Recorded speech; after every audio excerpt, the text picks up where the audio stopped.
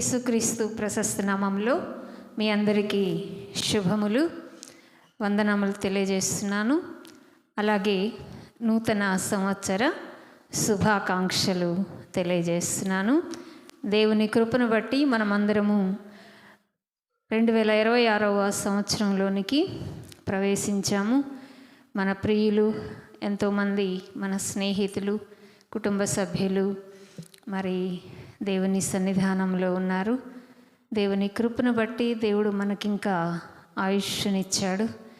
మరి ఆయన మనకిచ్చినటువంటి ఆయుష్ను, దీర్ఘాయుష్ను బట్టి స్తుతిస్తూ మరి ఈ సంవత్సరంలో ఆయన మనల్ని ఏం కోరుతున్నాడో ఆయన చిత్తానుసారంగా మనం నడుచుకోవాలనేది ఆయన ఉద్దేశమని నేను నమ్ముతున్నాను. మరి ఈ సమయంలో నాకు దేవుడు నన్ను ఇక్కడికి నడిపించినందుకు ముందుగా త్రియేక దేవునికి స్తుతులు చెల్లిస్తున్నాను. అలాగే పాస్టర్ అరవిందమ్మ గారికి, అలాగే మరి సార్కి, క్షమించండి సార్ పేరు తెలియదు, తెలుసుకోలేకపోయాను, స్టీవెన్ సార్కి వందనాలు, అమ్మగారికి వందనాలు, అలాగే పాస్టర్ జస్వంత్ గారికి కూడా వందనాలు తెలియజేస్తున్నాను.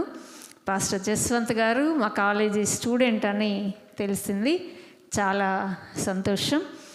నా పేరు ఎం నోయా కుమారి. మా సార్ పేరు రెవరెండ్ పి అలెగ్జాండర్. ఏసిటిసిలో ఆయన రిలీజియన్స్ ప్రొఫెసర్గా పనిచేసి గత సంవత్సరం దేవుని సన్నిధికి వెళ్ళారు. మరి నేను ఇంకా కొన్ని కారణాలను బట్టి అక్కడే ఉన్నాను. వారు ఉన్నప్పుడు నేను కూడా ఉమెన్ డిపార్ట్మెంట్లో టీచర్గా నేను పనిచేశాను. ప్రస్తుతం నేను ఖాళీగా ఉన్నాను. కానీ అనేక ప్రాంతాలలో దేవుని పని దేవుడు నా చేత జరిగించుకున్నాడు. దేవునికి వందనాలు. ఈ సమయంలో మరి నేను ఇక్కడికి రావడానికి ఆటో బుక్ చేసుకోబోయే ముందు అమ్మగారిని అడిగాను. చర్చి పేరు చూసి గ్రేట్ గాడ్ ఫెలోషిప్ చర్చ్.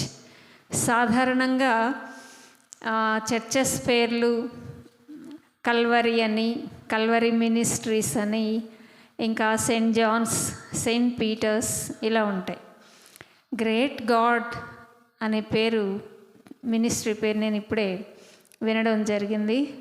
నిజమే, చాలా గొప్ప విషయం.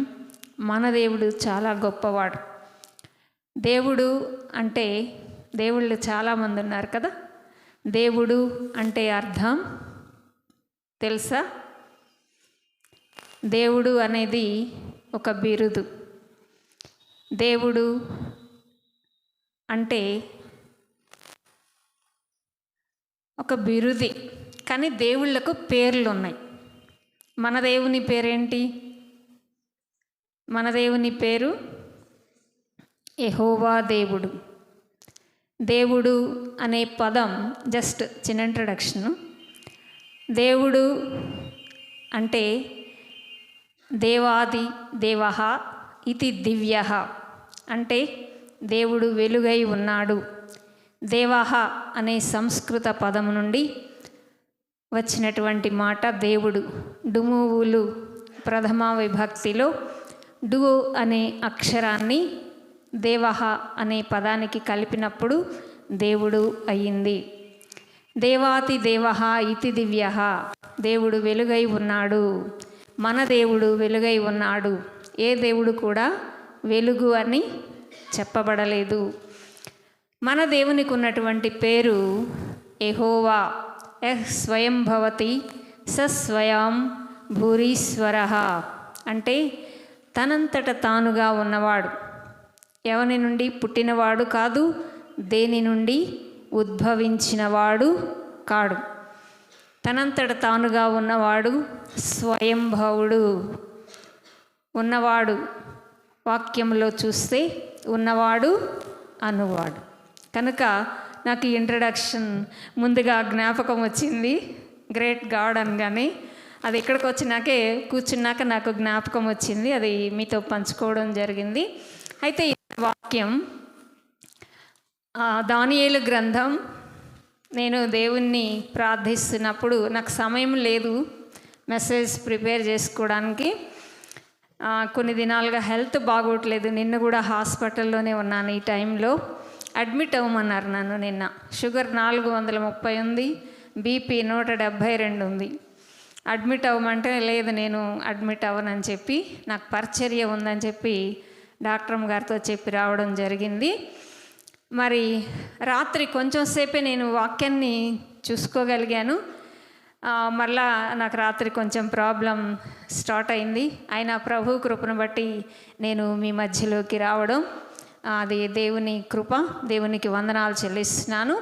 ఈ సమయంలో నేను మీతో షేర్ చేసుకోవాలనుకున్నటువంటి వాక్యము దానియేలు గ్రంథము 1వ అధ్యాయము 8 నుండి చివరి వచనం వరకు నేను తీసుకున్నటువంటి అంశము. అయితే మరిదంతా చదివేటప్పటికి చాలా టైం పట్టుద్ది కాబట్టి 9వ వచనాన్ని అలాగే 8వ వచనాన్ని మనం చదువుకుందాం.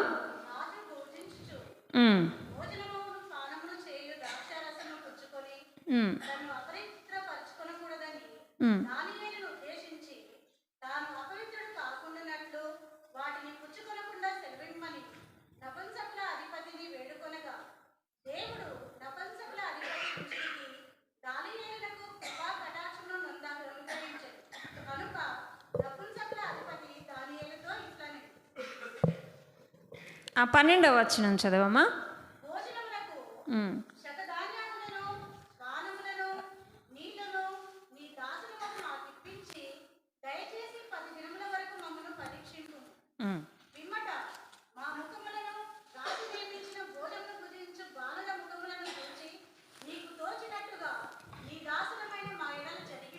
చాలమ్మా.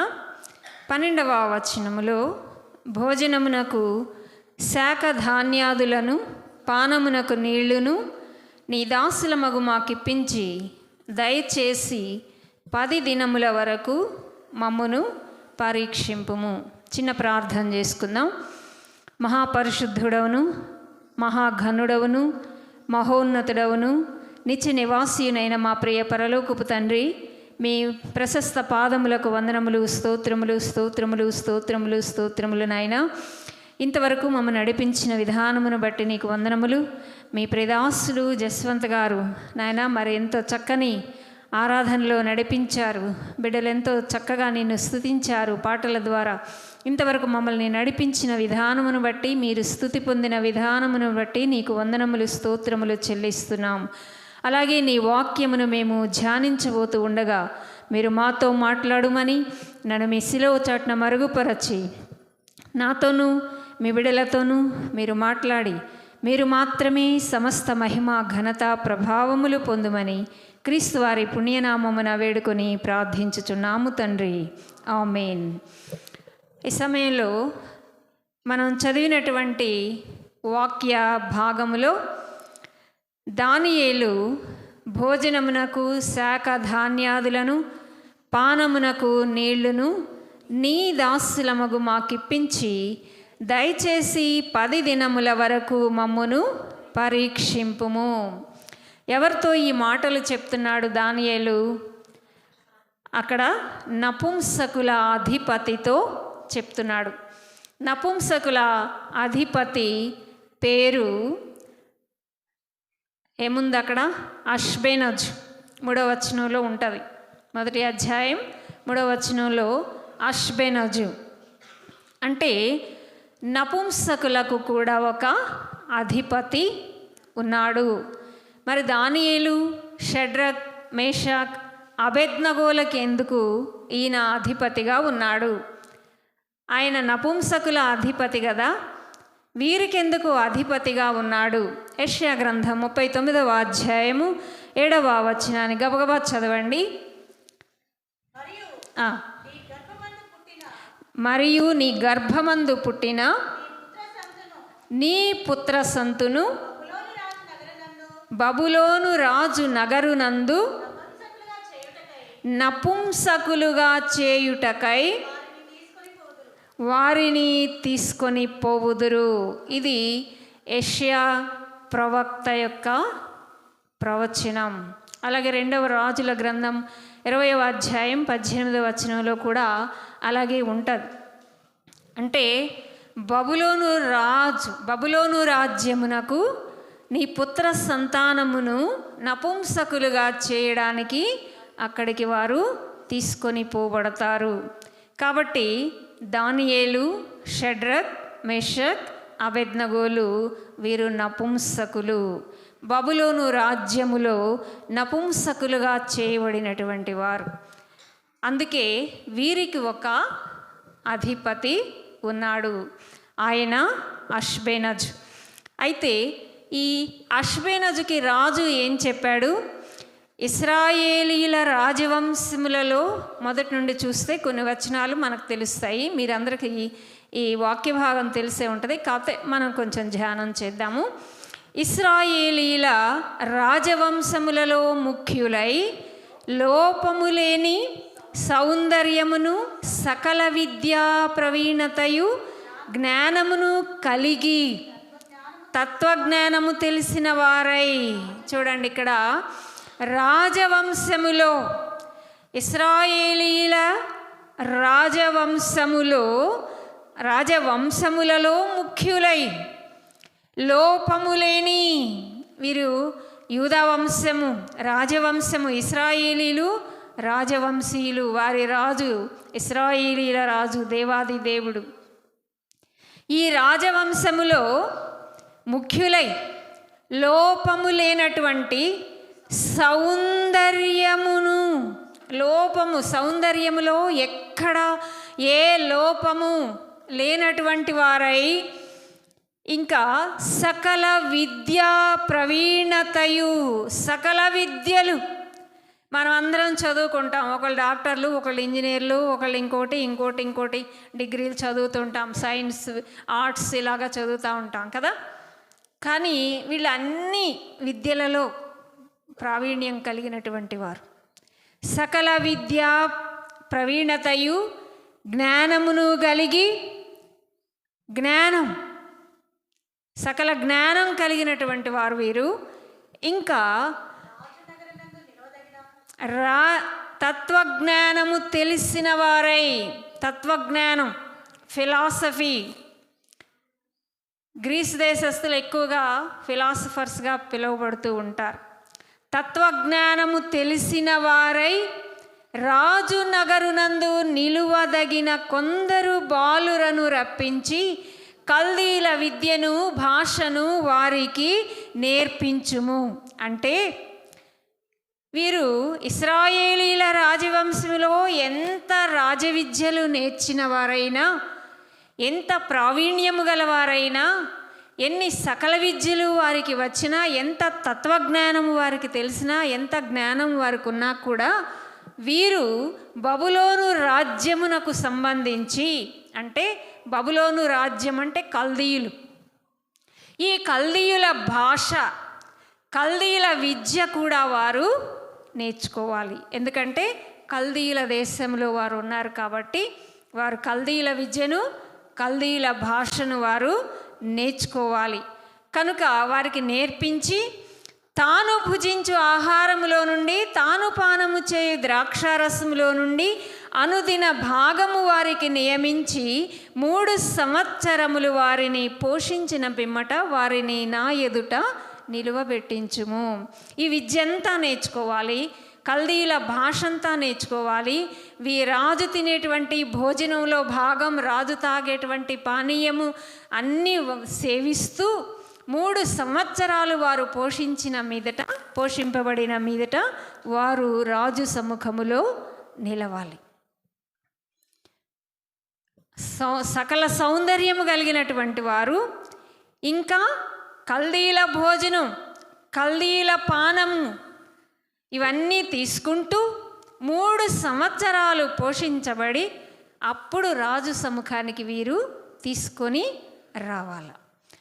అయితే యూదులలో నుండి దానియేలు, హనన్యా, మిషాయేలు, అజర్యా అనువారు వీరిలో ఉన్నారు. దానియేలు, అజర్యా, మిషాయేలు, హనన్యా వీరు నలుగురు ఈ యూదులలో నుండి ఉన్నటువంటి వారు.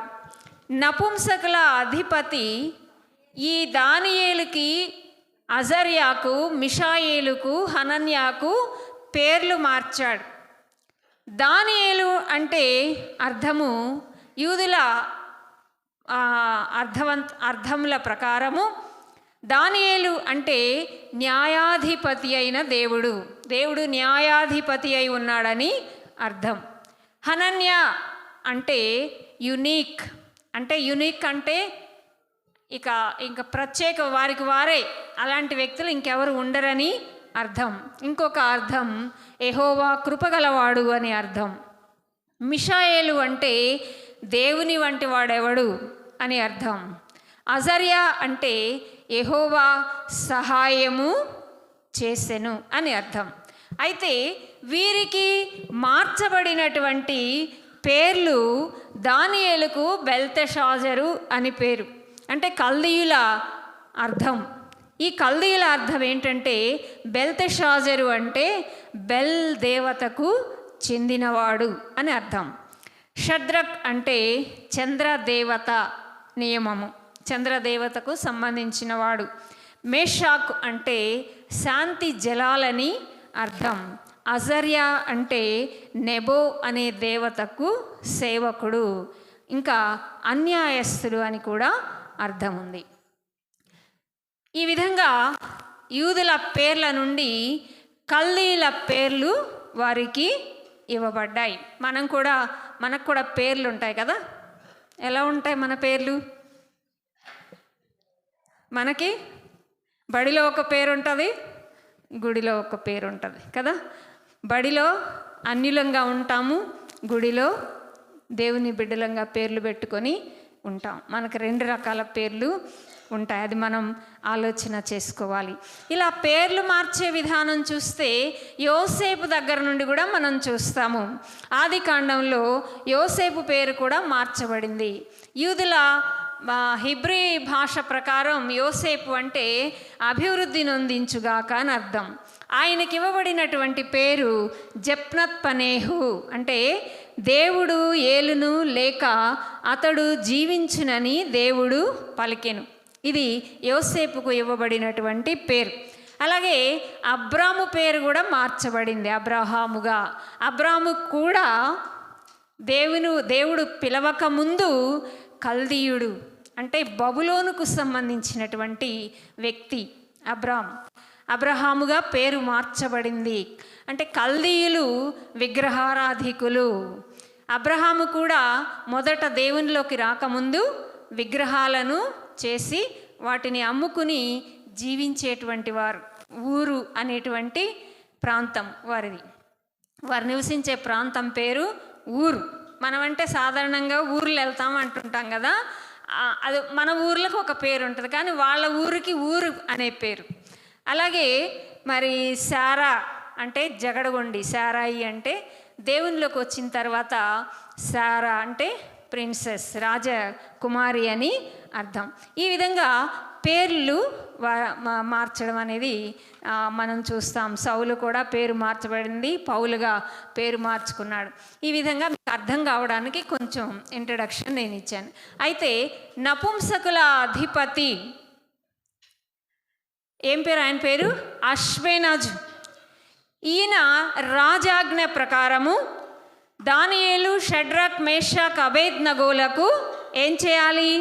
రాజు భుజించే ఆహారం పెట్టాలి, రాజు సేవించేటువంటి ద్రాక్ష రసాన్ని వీరికి ఇవ్వాలి.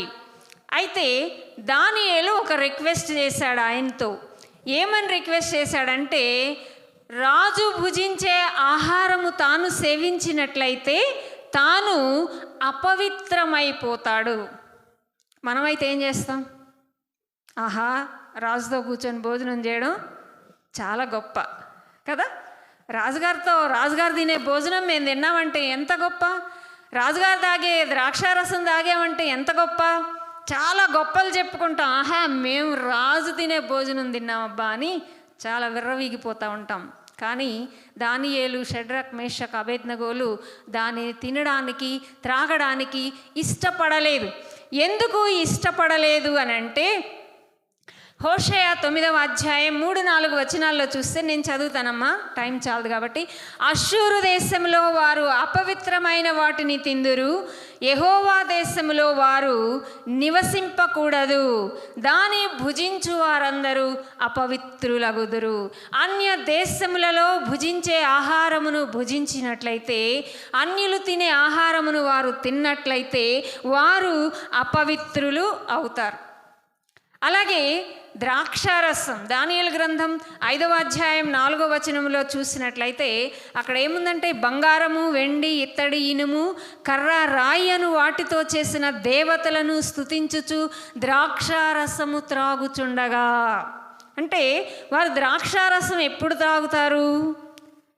కర్ర, రాయి, బంగారం, వెండి మొదలైనటువంటి వాటితో చేయబడినటువంటి విగ్రహాలను స్తుతిస్తూ వారు ద్రాక్షారసము సేవిస్తారు. కాబట్టి ఆ రాజు ఆ విధంగా వారిని స్తుతిస్తూ సేవించేటువంటి ఆ ద్రాక్షారసములో పాలు పంపులు మేము పొందము. ఎందుకంటే దానిని పొందినట్లయితే వారు అపవిత్రులైపోతారు. అలాగే హెస్కేల్ 4వ అధ్యాయం 13వ వచనంలో, నేను వారిని తోలివేయు జనములలో ఇశ్రాయేలీలు ఈ ప్రకారము అపవిత్రమైన ఆహారమును భుజింతురని యెహోవా నాకు సెలవిచ్చెను. హెస్కేలు ప్రవక్త ప్రవచిస్తూ ఉన్నాడు. నేను ఎక్కడెక్కడికి తోలివేస్తానో వారు ఈ ప్రకారము అపవిత్రమైన ఆహారము భుజిస్తారు.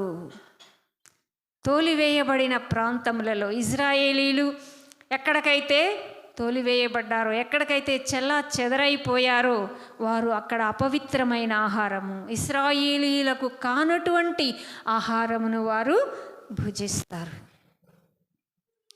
ఎక్కడ వారు ఏ దేశంలోకి వారు వెలివేయబడ్డారో అది వారికి అపవిత్రమైనటువంటి ఆహారము కనుక అది ఆ ఆహారమును భుజించకూడదు. కాబట్టి ఇక్కడ దానియేలుకు, షడ్రక్, మేషక్, అబేద్నగోలకు వచ్చినటువంటి ఒక భయంకరమైన శోధన, ఒక భయంకరమైన పరీక్ష. ఆ అపవిత్రమైన ఆహారమును వీరు భుజిస్తారా? ఆ అపవిత్రమైన ద్రాక్షారసమును వీరు సేవిస్తారా లేదా అనేది వీరికి ఇక్కడ ఒక పరీక్ష. అందుకే దానియేలు అంటున్నాడు, ఈ అపవిత్రమైన ఆహారమును భుజింపకుండా శాఖ ధాన్యాదులను, నీరు మాత్రమే.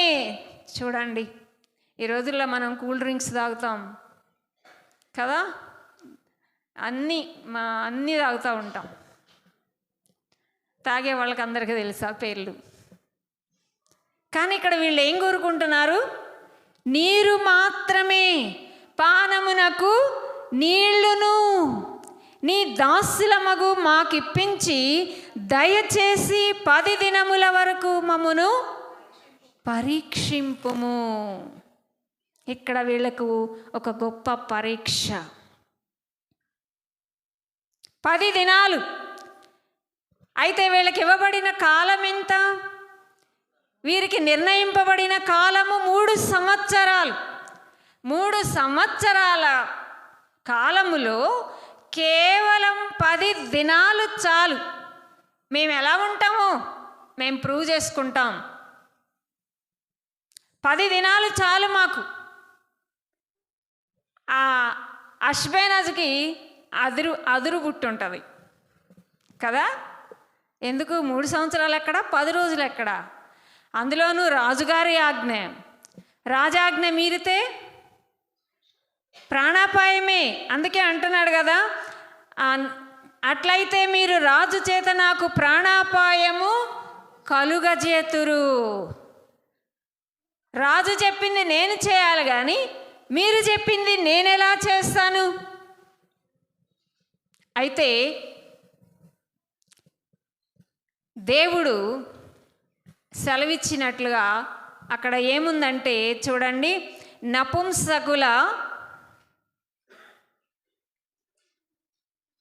దేవుడు ఆయన దృష్టికి 9వ వచనంలో నపుంసకుల అధిపతి దృష్టికి దానియేలునకు కృపా కటాక్షమునందన అనుగ్రహించెను గనుక నపుంసకుల అధిపతి దానియేలుతో ఇట్లనెను.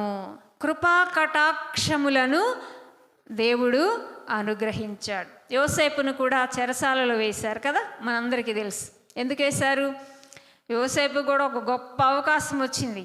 ఏం అవకాశం? ఆ ఐగుప్తు రాజవంశానికి చెందినటువంటి ఆ పోతీఫరో అని ఆయన భార్య యోసేపు సుందరుడు రూపవశి అయి ఉండట చూచి ఆయన మీద కన్ను వేసి యోసేపును పాపమునకు ప్రేరేపించింది. యోసేపు ఏమనుకున్నాడు? ఇది గొప్ప ఛాన్స్ కదా, ఐగుప్తు మొత్తానికి అధిపతి ఆయన పోతీఫరో. మరి అలాంటి వాని భార్య యోసేపు మీద కన్నేస్తే మరి యోసేపు ఎంత గొప్పగా ఫీల్ అవ్వాలి.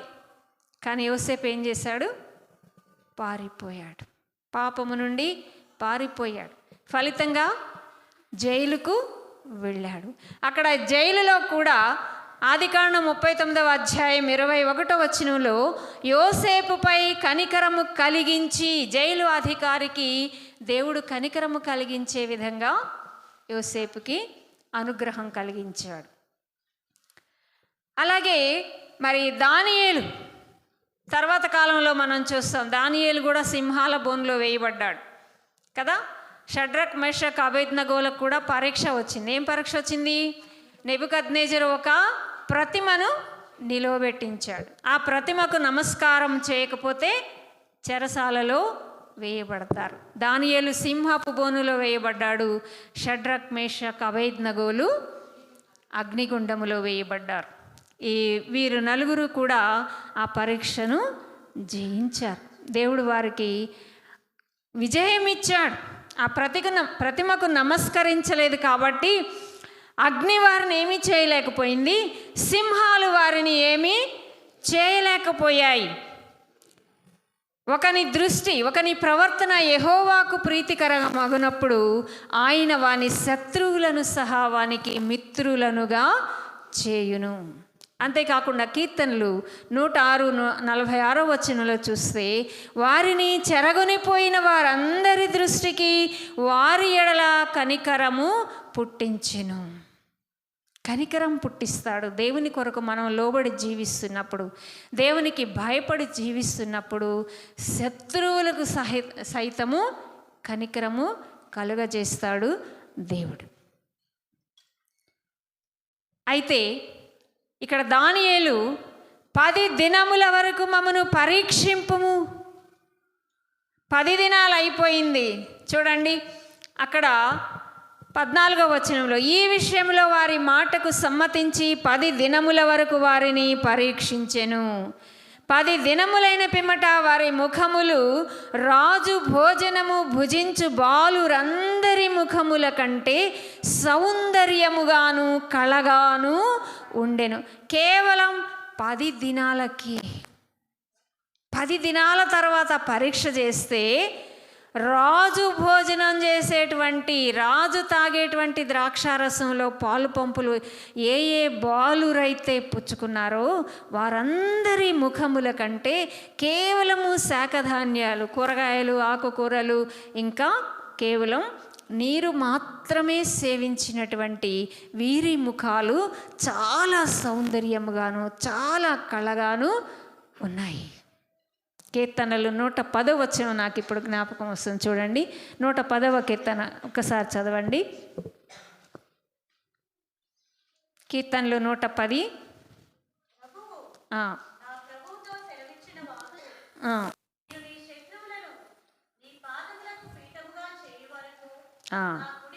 మూడవ వచనం చదవమ్మా. యుద్ధ సన్నాహ దినమున నీ ప్రజలు ఇష్టపూర్వకముగా వచ్చెదరు, నీ యవనస్తులలో శ్రేష్ఠులు పరిశుద్ధాలంకృతులై మంచు వలె అరుణోదయ గర్భములో నుండి నీ యొద్దకు వచ్చెదరు. నీ యవనస్తులలో శ్రేష్ఠులు పరిశుద్ధాలంకృతులై. ఇక్కడ ఏ అలంకారాలు లేవు వారికి. దేవుడే వారి అలంకారము, దేవుని మీద నమ్మకము, దేవుని భక్తి. పరాయి దేశానికి వెళ్ళినా కూడా సొంత దేవుణ్ణి విడిచిపెట్టలేదు. నీ యవనస్తులలో పరిశుద్ధులు శ్రేష్ఠులు పరిశుద్ధాలంకృతులై. శ్రేష్ఠులు ఎలా ఉన్నారు? పరిశుద్ధమైన అలంకారములు ధరించుకొన్నవారై అరుణోదయ గర్భములో నుండి నీ యొద్దకు వచ్చెదరు. మంచు వలె. అరుణోదయంలో చెట్ల మీద మంచును చూస్తే ఎలా ఉంటాయి? సూర్యకిరణాలు పడినప్పుడు చాలా మెరుస్తూ ఉంటాయి, చాలా అందంగా ఉంటాయి కదా. ఈ యవనస్తులు కూడా అరుణోదయ గర్భంలో నుండి వచ్చేటువంటి మంచు బిందువుల్లాగా శ్రేష్టమైన వారుగా ఉన్నారు. ఇందాక పాస్టర్ గారు చదివించారు 16వ కీర్తన. ఏముంది అక్కడ? భక్తులు, భూమి మీద ఉన్న భక్తులే శ్రేష్ఠులు, వారు కేవలము దేవునికి ఇష్టులు. దేవునికి ఇష్టులు ఎవరంటే భక్తులే. భక్తులే శ్రేష్ఠులు. భూమి మీద ఉన్న భక్తులే శ్రేష్ఠులు. మహామహా అధికారములో ఉన్నవారు కానీ, ఐశ్వర్యవంతులు కానీ ఎవరు కూడా ఈ భక్తుల ముందు పనికిరారు. భక్తులలో ఇష్టులు శ్రేష్టమైన వారు. మనం కూడా శ్రేష్టమైన, మార్కెట్కి వెళ్తే మనం ఏం కోరుకుంటాం? శ్రేష్టమైన కూరగాయలు కోరుకుంటాం కదా. వాడిపోయినవి, కుళ్ళిపోయినవి పక్కన పెట్టేస్తాం, శ్రేష్టమైనవి. అలాగే దేవుడు కూడా మనలో శ్రేష్టమైన వారిని చూస్తూ ఉంటాడు. వారే దేవునికి ఇష్టులు. ఇక్కడ దానియేలు, షడ్రక్, మేషక్, అబేద్నగోలు కూడా ఎలా ఉన్నారంటే పరిశుద్ధమైన అలంకారాలతో ఉన్నారు. మంచు వలె అరుణోదయ గర్భంలో ఉండి వచ్చేటువంటి వారిలాగా మంచు బిందువుల్లాగా ఉన్నారు. అప్పుడు చూడండి, రాజు వారికి నియమించిన భోజనమును పానము కొరకైన ద్రాక్షారసమును ఆ నియామకుడు తీసివేసి వారికి శాఖధాన్యాదులను ఇచ్చెను. ఎప్పుడైతే ఆ అపవిత్రమైన భోజనాన్ని ప్రక్కన పెట్టారో, అపవిత్రమైన పానీయములను ప్రక్కన పెట్టారో, మనలో చాలామంది ఉంటారు అపవిత్రమైనవి సేవిస్తుంటారు. ఇక్కడ ఉన్నారో లేదో నాకు తెలీదు. వారు కూడా జాగ్రత్తగా వినాలి. వారు వాటిని ఎప్పుడైతే ప్రక్కన పెట్టారో చూడండి, 17వ వచనంలో ఈ నలుగురు బాలుర సంగతి ఏమనగా, దేవుడు వారికి జ్ఞానమును సకల శాస్త్ర ప్రవీణతయు వివేచనయు అనుగ్రహించెను. మరియు దానియేలు సకల విధములకు దర్శనములను స్వప్న భావములను గ్రహించు తెలివిగలవాడై ఉండెను. ఎప్పుడైతే అపవిత్రమైన వాటిని పక్కన పెట్టారో దేవుడు వారిని ఇంకా జ్ఞానములో పెంచాడు, జ్ఞానం ఇచ్చాడు. సకల శాస్త్ర ప్రవీణత, కల్దీల విద్యలు కూడా వారికి బాగా వచ్చేసినాయి. స్వప్న భావాలను చెప్పే తెలివిని ఇచ్చాడు. ఇంకా చూస్తే 19వ వచనంలో రాజు వారితో మాట్లాడగా వారందరిలో దానియేలు, హనన్యా, మిషాయేలు, అజర్యా వంటి వారు ఎవరునూ కనబడలేదు గనుక వారే రాజు సముఖమున నిలిచిరి. రాజు సముఖానికి వెళ్తే సమయం వచ్చింది, 3 సంవత్సరాలు అయిపోయినాయి. అప్పుడు ఎవరు నిలబడగలిగారు? రాజు సముఖములో ఎవరు నిలబడ్డారు? వీరు నలుగురు మాత్రమే ఉన్నారు. అక్కడ శాఖధాన్యాదులు, అక్కడ నాన్ వెజిటేరియన్ తిన్నవాళ్ళు ఎవరు లేరు. రాజు భోజనం భుజించిన వాళ్ళు ఎవరు లేరు అక్కడ రాజు ఎదుట. రాజు తీసుకున్న ద్రాక్షారసాన్ని సేవించిన వారెవరు రాజు ఎదుట నిలబడలేకపోయారు. ఆ అపవిత్రమైన వాటిని ముట్టకుండా ఎవరైతే దేవునికి ప్రాధాన్యతనిచ్చారో వారే రాజు సముఖములో నిలవబడగలిగారు.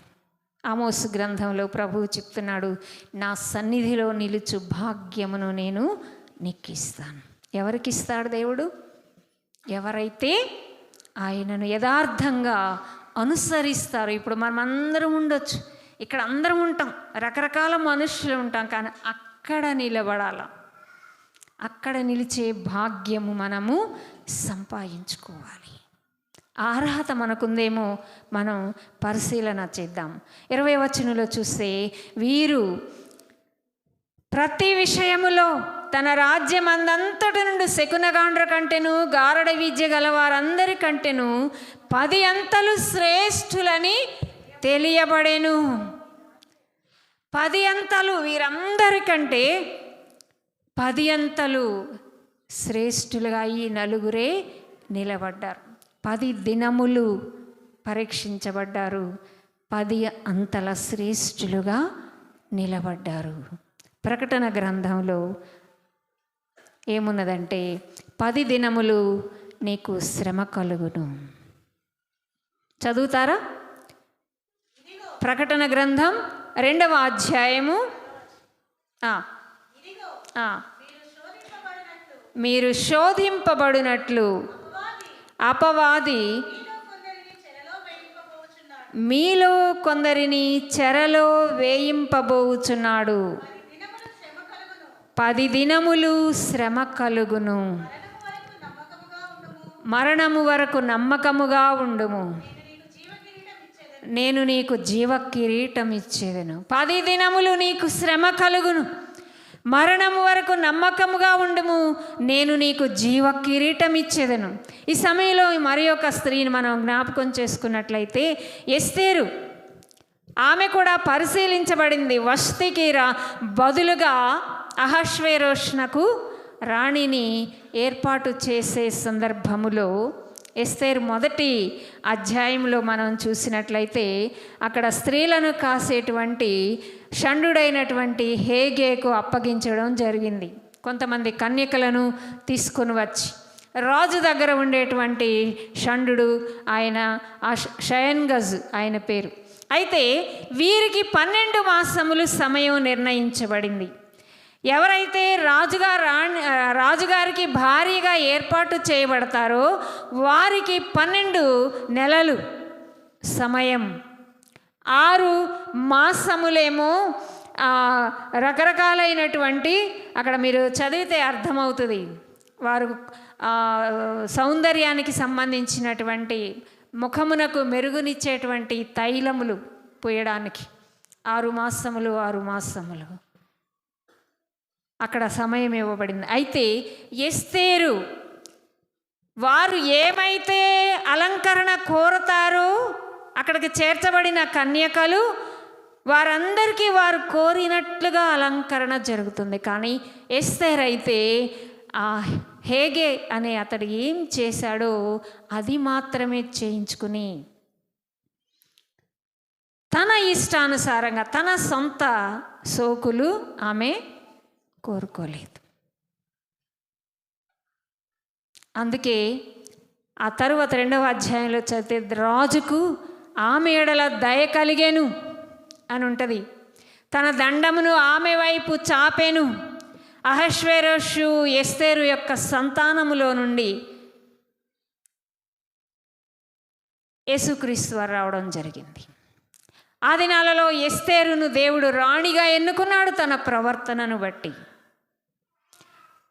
రాజుగారి భార్య సింహాసనము, రాణిగా సింహాసనం ఆమె అధిష్ఠించింది తన యొక్క ప్రవర్తనను బట్టి. తన ప్రజలను కాపాడుకోగలిగింది తన ప్రార్థనా జీవితాన్ని బట్టి. తన ప్రజల కొరకు బలిపీఠం ఎక్కింది. ఎలాగా? పిలవకుండా రాజు సముఖమునకు ఎవరు వెళ్ళకూడదు. ఎస్తేర్ అన్నది, నేను వెళ్తాను, నేను నశించేదను. తాను తన ప్రజల కొరకు నశించిపోవడానికి ఇష్టపడి తాను బలిపీఠం ఎక్కడానికి సిద్ధపడింది.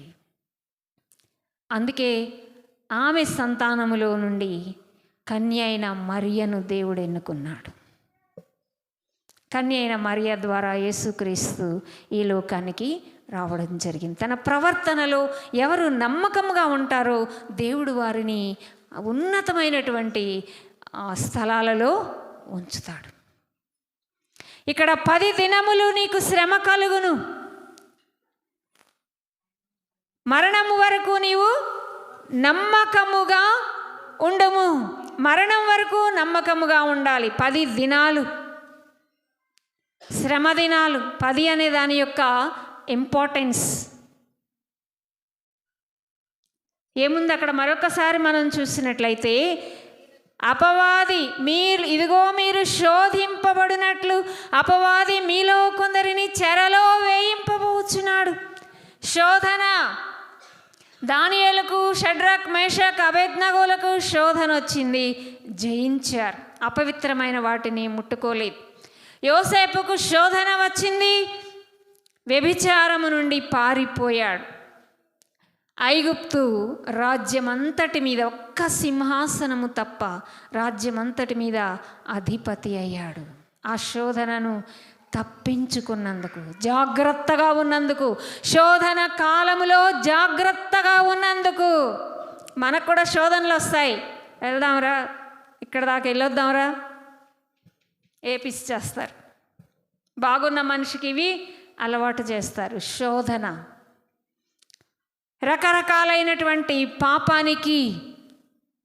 నా కుమారుడా, పాపులు నిన్ను ప్రేరేపింపగా నీవు ఒప్పకుము. పాపమునకు ఎవరైనా ప్రేరేపణ కలిగిస్తే ఒప్పుకోకూడదు. అది శోధన.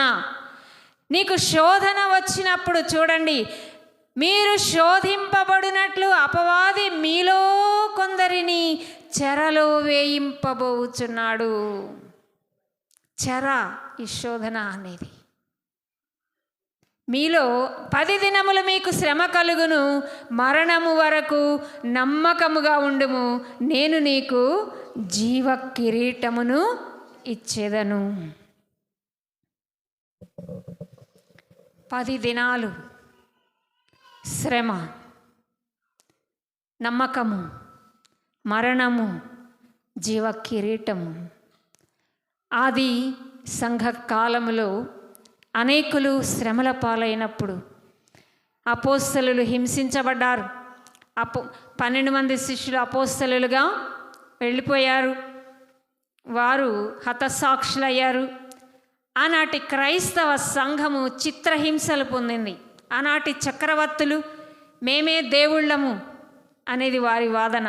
చక్రవర్తిని దేవుడిగా కొలవాలి ఆ దినాలలో. అయితే యేసుప్రభు వారు సడన్గా ఎంట్రీ ఇవ్వడం వారికి నచ్చలేదు. మేముగాక దేవుడెవరు? యేసుక్రీస్తు ఎలా దేవుడు? యేసుక్రీస్తుని దేవుడు అంటే వాళ్ళని తీసుకువెళ్ళి హింసల పాలు చేసేవారు, చిత్రహింసలు పెట్టేవారు, గర్భిణీ స్త్రీలను సింహాలకు వేసేవారు, కాలుతున్నటువంటి ఎర్రగా కాల్చిన మంచాల మీద, ఇనుప మంచాల మీద పడుకోబెట్టేవారు.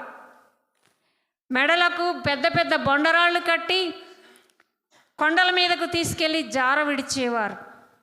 ఎర్రని కుర్చీలు, కాల్చిన కుర్చీలు, ఇనుప కుర్చీల్లో కూర్చోబెట్టి చంపేవారు, మంటల్లో వేసేవారు. రకరకాల చిత్రహింసలు ఆది సంఘ అపోస్తలులు అనుభవించారు. అయితే మరణం వరకు నమ్మకముగా ఉండుము.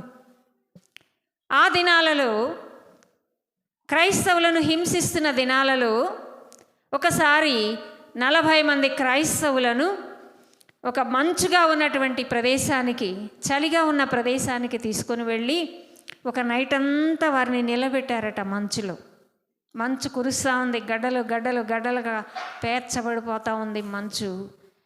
ప్రక్కన శతాధిపతి, వారి బంట్రౌతులు కాపలా కాస్తున్నారట. వారికి లేచి వెళ్ళిపోతారేమో, తప్పించుకుంటారేమో ఈ క్రైస్తవులు అని. అయితే కొంత సమయం గడిచింది. 40 మంది క్రైస్తవులు అలాగే నిలబడ్డారు.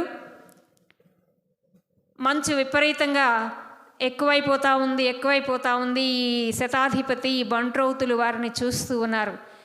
ఏమిటి ఈ క్రైస్తవులు, వీళ్ళకి ఏమన్నా పిచ్చా? ఆ యేసుక్రీస్తు ఎవరు? ఆయన కోసం ఎందుకు ఇంత చిత్రహింసలు పొందుతున్నారు, వాళ్ళు ఆయన కోసం చనిపోవలసిన అవసరం ఏంటి అని ఈ శతాధిపతి ఆలోచన చేస్తూ ఉన్నట్ట. ఆయన అలా అనుకుంటూ ఉన్నప్పుడు దేవుడు ఆయన మనోనేత్రాలు తెరిచాడట. అప్పుడు ఆయనకు కనబడిన దృశ్యం ఏమిటంటే, ఈ చనిపోతున్న క్రైస్తవులు ఒక్కొక్కరు చనిపోతున్నప్పుడు వారి ముఖాలు వెలుగుతో నింపబడుతూ ఉన్నాయట. వారు చనిపోయి వెళ్ళిపోతా ఉన్నారు. వారు వెళ్తున్న విధానం కూడా ఈ శతాధిపతి చూస్తున్నాడు. పైకి వెళ్ళిన తర్వాత అక్కడ ఒక పెద్ద గవిని, ఒక ద్వారం, పరలోకపు ద్వారం కనబడుతూ ఉందట. ఆ ద్వారము దగ్గర ఇద్దరు దేవదూతలు రెండు వైపులా కూర్చొని పెద్ద గంపల నిండా కిరీటాలు పెట్టుకొని కూర్చున్నారట. ఈ వెళ్తున్నటువంటి క్రైస్తవులకి ఒక్కొక్కరికి ఒక్కొక్క కిరీటము పెట్టి వీరు పరలోకానికి లోపలికి పంపిస్తున్నారు. అప్పుడు ఆ శతాధిపతి చూసి ఆశ్చర్యపోయి, ఇదిరా క్రైస్తవుల నిరీక్షణ. ఆ ముఖాలేంటి, ఆ తేజస్సేంటి, ఆ కిరీటాలేంటి, ఆ మెరుపులేంటి, ఆ ధగధగలేంటి, ఆ కిరీటపు వెలుగేంటి, ఆశ్చర్యపోయాడట శతాధిపతి. ఇదే క్రైస్తవుల నిరీక్షణ. అందుకే పౌలు గారు చెప్తూ ఉన్నారు, నిరీక్షణ లేని ఇతరుల వలె మీరు దుఃఖపడకూడి. నిరీక్షణ లేని ఇతరుల వలె మీరు ఉండడం నాకు ఇష్టం లేదు. వారు నిద్రిస్తున్నారు, వారిలాగా నిరీక్షణ లేని ఇతరుల వలె మీరు ఉండొద్దు. కనుక క్రైస్తవులకు ఒక నిరీక్షణ ఉన్నది, అదే పరలోకపు నిరీక్షణ. ఈ మరణాన్ని తప్పించుకొని మరణం వరకు నమ్మకముగా ఉండుము. ప్రాణాపాయం వచ్చినను నీవు నమ్మకముగా ఉండుము, నేను నీకు జీవ కిరీటం ఇచ్చేదను. వెళ్ళిపోయారు, జీవ కిరీటాలు తీసుకుంటూ ఉన్నారు. 39 మంది వెళ్ళిపోయారట. 40వాడు చలికి తట్టుకోలేక వచ్చి చలిమంట దగ్గర కూర్చున్నట్ట. అప్పుడు ఈ శతాధిపతి ఎవరి మనోనేత్రాలైతే తెరవబడ్డాయో ఆ శతాధిపతి ఆ క్రైస్తవుని ప్లేస్లోకి వెళ్ళి నిలబడి ఆ మరణము తాను పొంది ఆ కిరీటాన్ని తాను దక్కించుకున్నాడు. కనుక నీ కిరీటమును ఇతరులు అపహరించుకొనకుండా జాగ్రత్తగా చూచుకొను. నీ కిరీటం ఇతరులు అపహరించుకుంటారేమో. నీవు చేయవలసిన పని, నీ బాధ్యత, నీ సేవ, దేవుడు నీకు అప్పగించిన పనిని, దేవుని చిత్తాన్ని నీవు వ్యతిరేకించి వెళ్ళిపోతే ఆ ప్లేస్లోకి మరొకరు వస్తారేమో. నీవు పొందవలసిన కిరీటాన్ని మరొకరు సంపాదించుకుంటారేమో. కడపటి వారు మొదటి వారగుదురు, మొదటి వారు కడపటి వారగుదురు. పుట్టు క్రైస్తవులు మేము అనుకుంటాం, కానీ క్రైస్తవుల్లో క్రైస్తవ్యం ఉండడం లేదు. మన వెనుక వచ్చేవారు మన స్థానాన్ని ఆక్రమించుకుంటున్నారు. నీకు కలిగిన దానిని జాగ్రత్తగా పట్టుకో. ఏంటి నీకు కలిగింది? రక్షణ. నీకు కలిగిన రక్షణ, దేవుడు నీకు ఇచ్చిన గొప్ప భాగ్యాన్ని నువ్వు పోగొట్టుకోకుండా జాగ్రత్తగా కాపాడుకో. నీ కిరీటాన్ని ఇతరులు అపహరించుకొనకుండా జాగ్రత్తగా చూసుకో.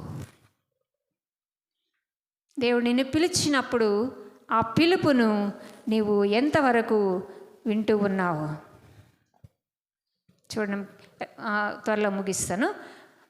ప్రకటన 3:10 భూనివాసులను శోధించుటకు లోకమంతటి మీదికి రాబోవు శోధన కాలము నేను నిన్ను కాపాడదెను. భూనివాసులందరినీ శోధించడానికి లోకమంతటి మీదికి శోధన రాబోతుంది.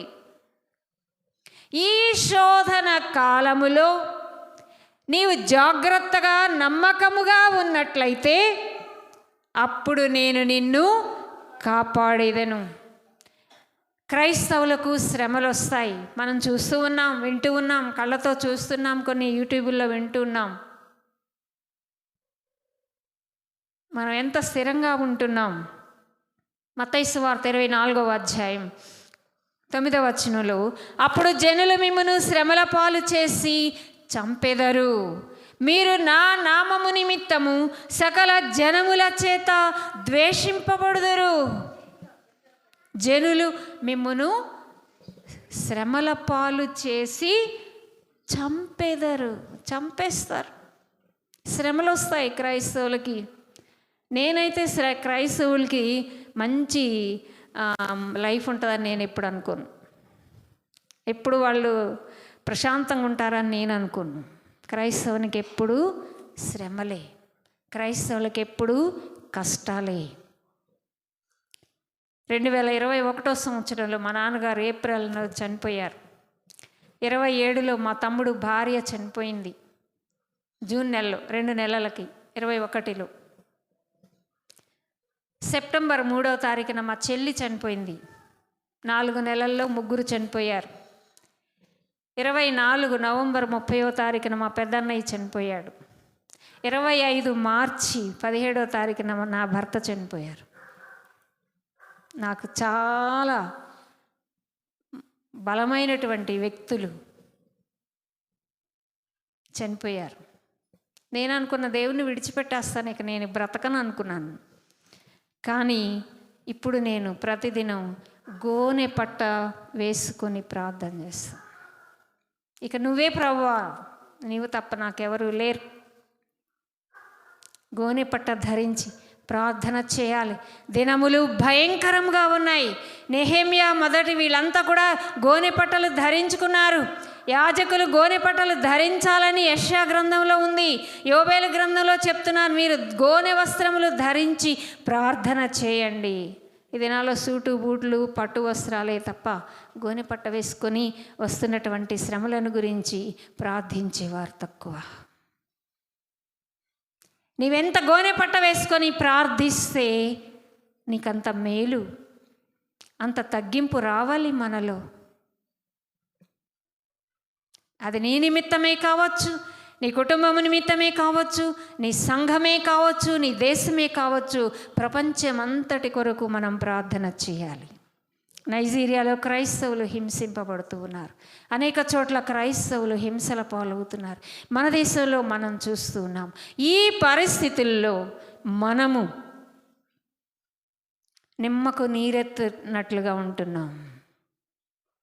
సుఖాసక్తి గల స్త్రీలారా వణకుడి, కన్యకలారా వణకుడి. సుఖాసక్తితో మనం ఉంటున్నామేమో. కన్యకలారా వణకుడి, ఇంకా కొంతకాలం, ఇంకొక సంవత్సరమునకు మీకు తొందర కలుగుచున్నది. యెషయా ప్రవక్త చెప్తూ ఉన్నాడు.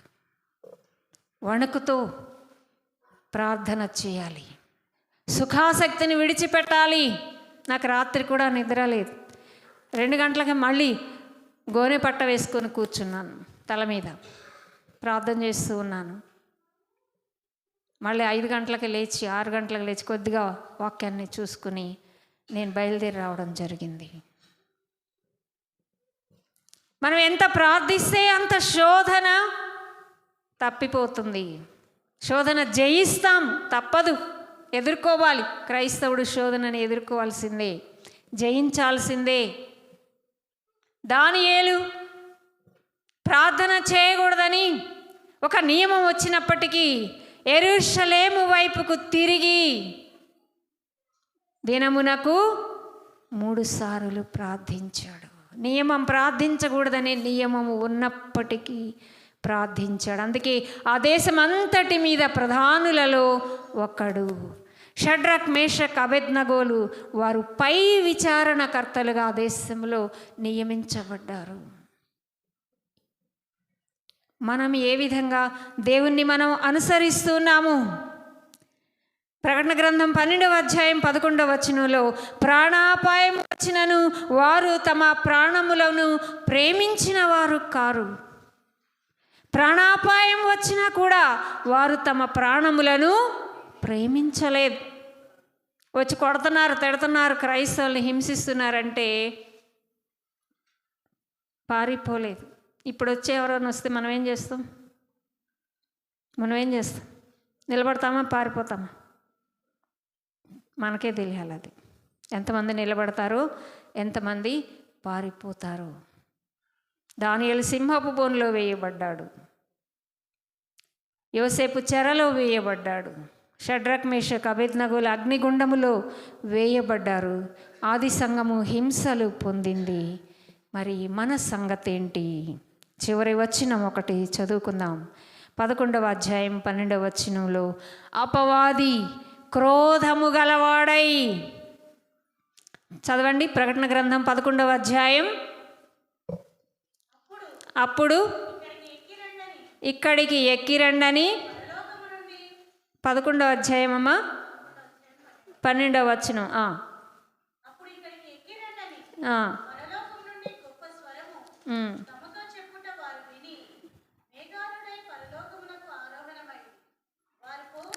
మా క్షమించు 12:11.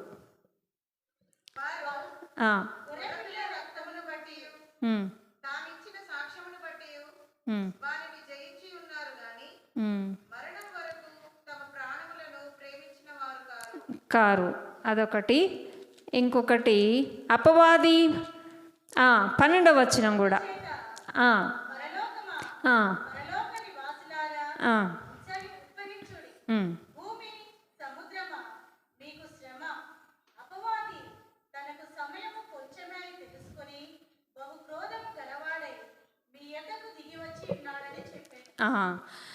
అపవాది తనకు సమయము కొంచెమే అని తెలుసుకొని బహుక్రోధముతో మీ యొద్దకు దిగి వచ్చి ఉన్నాడు.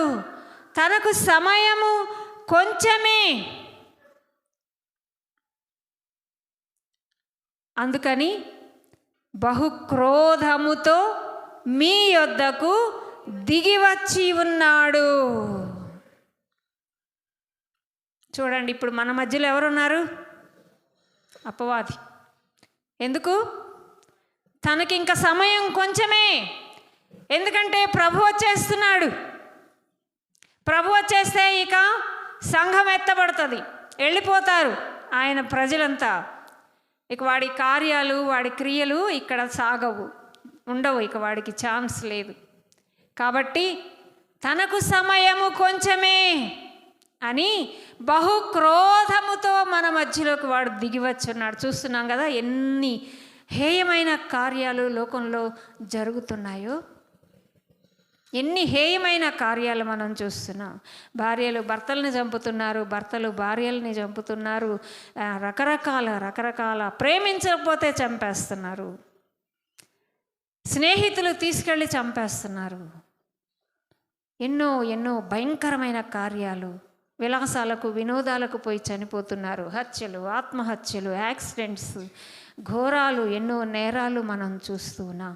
ఎన్నో హేయమైన కార్యాలు మనం చూస్తూ ఉన్నాం. ఈ హేయమైన కార్యాలు మనం చూస్తూ మనం జాగ్రత్త పడకపోతే, మనల్ని మనం సరిచేసుకోకపోతే, మనల్ని మనం విశ్వాసములో పెంపొందించుకోకపోతే, మనము నిలకడగా స్థిరంగా ఉండకపోయినట్లయితే మనం కూడా శోధనలో పడిపోతాం. మీరు జాగ్రత్త కలిగి, మెళకువ కలిగి ప్రార్థన చేయాలి. ఎంత ప్రార్థన చేస్తే అంత దేవునిలో మనం నిలబడతాం. ప్రార్థన లేని వారు దేవునిలో నిలబడలేరు, స్థిరపడలేరు. కనుక ప్రార్థన మనకు చాలా అవసరం. జాగ్రత్త పడాలి, వాక్యమును ధ్యానించాలి, వాక్యమును వినాలి, విన్నదానిని అనుసరించాలి. దేవుని ప్రజలు ఎక్కడ ఉన్నవారు, ఇప్పుడు మనం చెప్పుకున్న వారు బయట ప్రాంతాలకు వెళ్ళినా కూడా దేవుణ్ణి విడిచిపెట్టలేదు. ఆ అలవాట్లకు వారు బానిసలు కాలేదు. మనం దేవుని ప్రజలముగా ఈ లోకంలో ఉండి ఈ లోకపు ఈ లోకాన్ని మనం అనుసరిస్తున్నట్లయితే మన పరిస్థితి ఏంటి? రోమీయులకు రాసిన పత్రికలో 12వ అధ్యాయంలో మనం చూస్తాం. ఉత్తమమును అనుకూలమును, 2వ అధ్యాయం 12వ వచనం అనుకుంటా.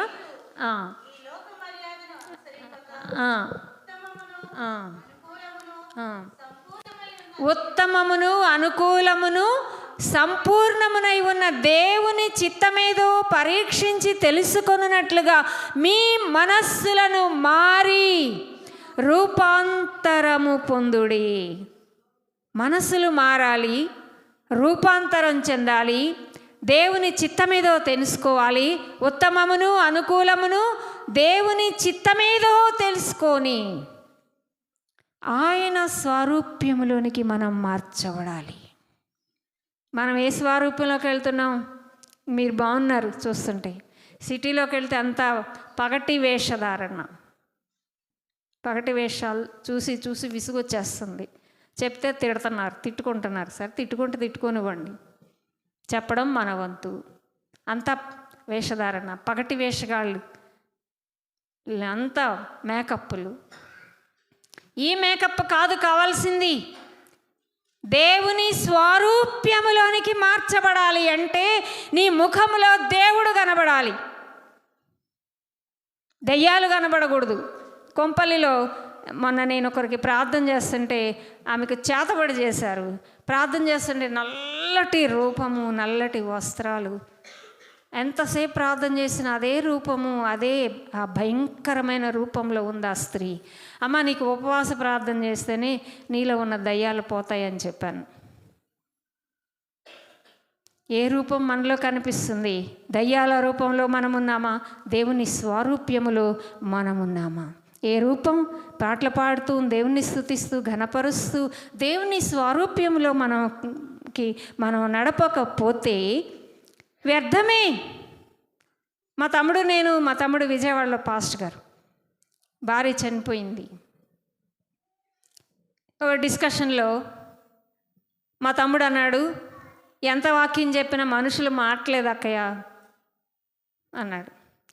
మరి ఎందుకు సండే స్కూల్స్, ఎందుకు యూత్ మీటింగ్స్, ఎందుకు స్త్రీల సమాజాలు, ఎందుకు ఆదివారపు ఆరాధనలు? దేవుని వాక్యం విననప్పుడు మనకెందుకు ఇవి? ఎంత వింటే అంత మనం ఎదుగుతూ ఉండాలి. కానీ మనలో ఎదుగుదల ఏది? దేవుని స్వరూప్యం ఏది? మనలో నమ్మకము దేవుడు చూస్తున్నాడా? నమ్మకముగా ఉండు. ప్రాణాపాయం వచ్చినా నమ్మకముగా ఉండు. ఒక్క మాట చదువుతాను. ప్రకటన గ్రంథం 17వ అధ్యాయం 14వ వచనంలో,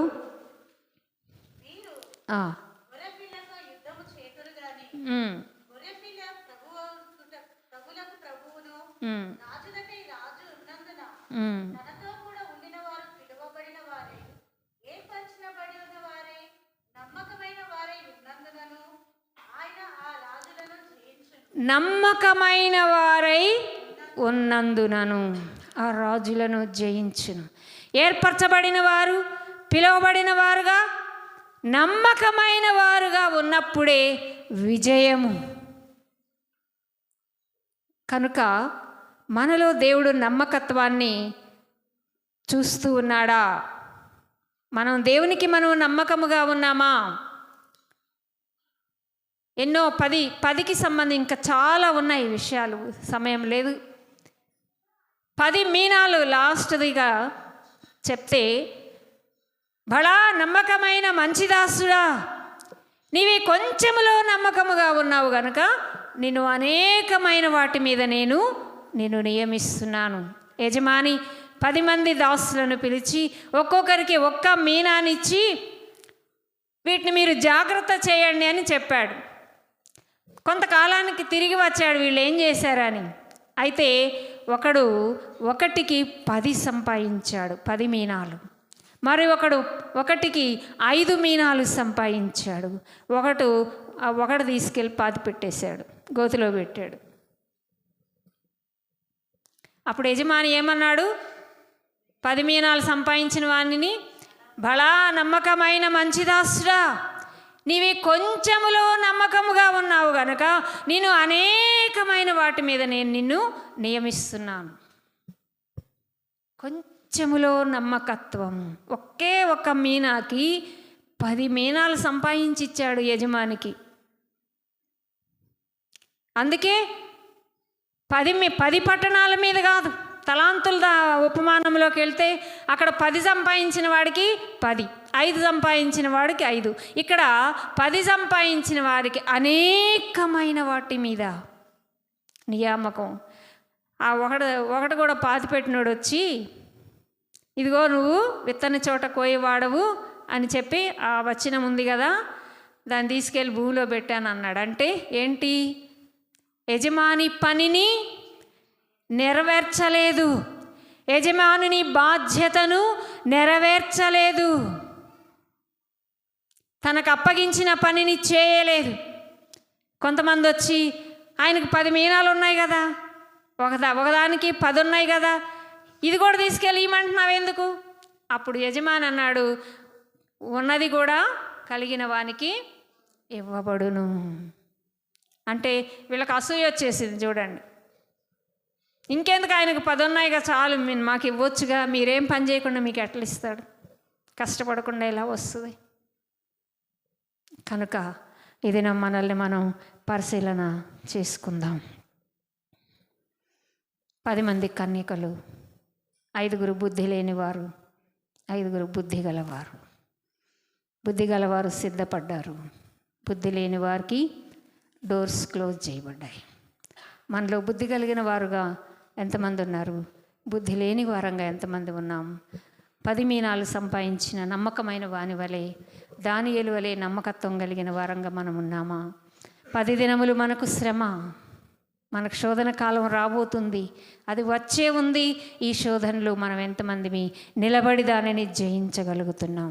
మనకు వస్తే కష్టాలు, శ్రమలు, శోధనలు, ఉద్యోగాలు పోవచ్చు, డబ్బు పోవచ్చు, ఇళ్ళు పోవచ్చు, పొలాలు పోవచ్చు, ఆస్తులు పోవచ్చు, అన్నీ పోవచ్చు.